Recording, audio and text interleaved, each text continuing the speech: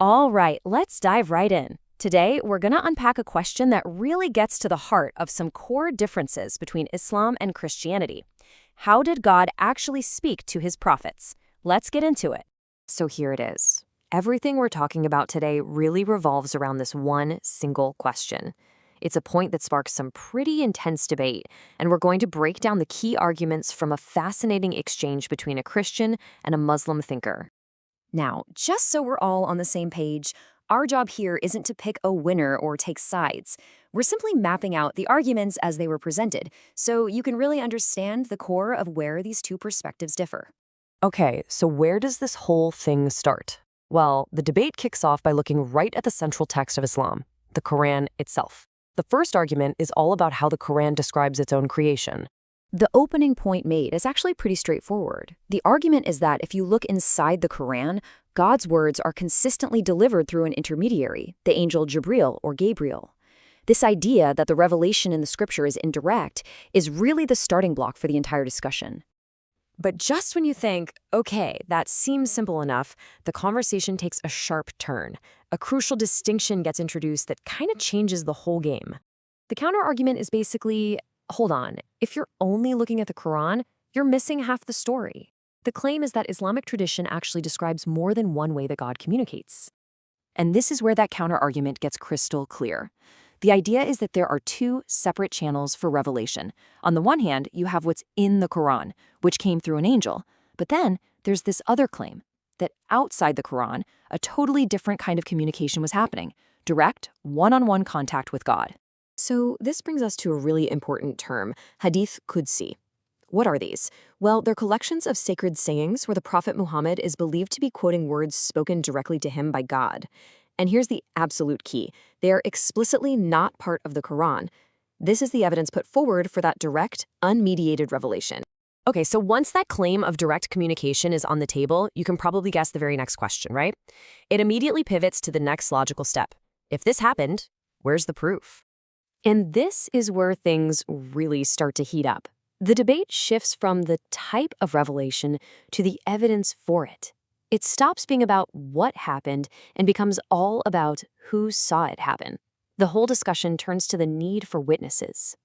This table lays out the competing claims on evidence really nicely. From the Islamic perspective presented in the debate, the witness to Allah's direct speech is the Prophet Muhammad himself, recorded in the Hadith.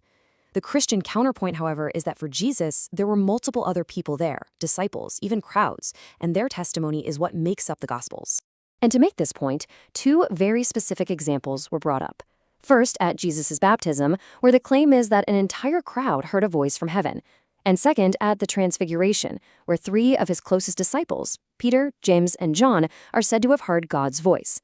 This is held up as a key difference, public testimony versus private testimony. Now, when you start debating proof and sources, it's almost inevitable that you'll eventually start questioning the integrity of the source texts themselves.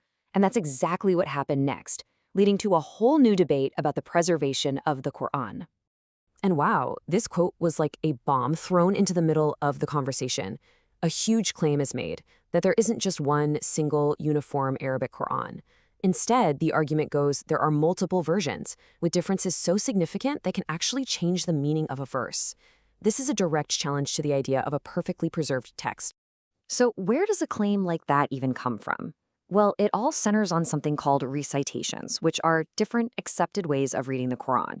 The absolute core of the argument becomes, are these just harmless little variations in pronunciation, or do they point to something much bigger, actual differences in the words themselves? And here is a specific, really powerful example that was used to make this point. In one recitation of a verse, the word is qutila, which means fought.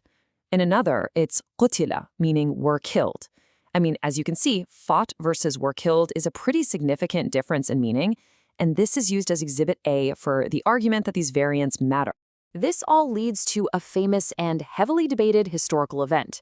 There are historical accounts that the third Caliph Uthman ordered early versions of the Quran to be burned. And the central mystery that both sides try to solve is, why? Why would you do that? And as you might expect, there are two very different stories to explain this. Explanation number 1, the manuscripts were burned because they actually had different wording and recitations, and Uthman wanted to create one single standard version. But the counter-explanation is that the actual Quranic text was the same. It's just that the Prophet's companions had written their personal notes in the margins, and Uthman burned them to keep the divine text pure and separate from human commentary. So we've walked through a lot here. Direct revelation, eyewitnesses, textual preservation. After all that, what can we take away from this really complex exchange? Let's try to summarize the fundamental points of conflict. It really seems to boil down to 3 big disagreements. First, the channel. Was God's primary communication direct or indirect? Second, the proof. Is one person's testimony enough, or do you need third-party witnesses? And finally, the scripture itself. What does it truly mean for a text to be preserved, and how seriously should we take textual variants? And all of that leaves us with one final, much bigger question to think about. This whole debate really highlights a fundamental challenge. When a faith is based entirely on scripture, what happens when people can't agree on what the scripture itself actually says or where it came from? How can those conflicts ever be resolved? It's a question that goes way beyond just this one conversation.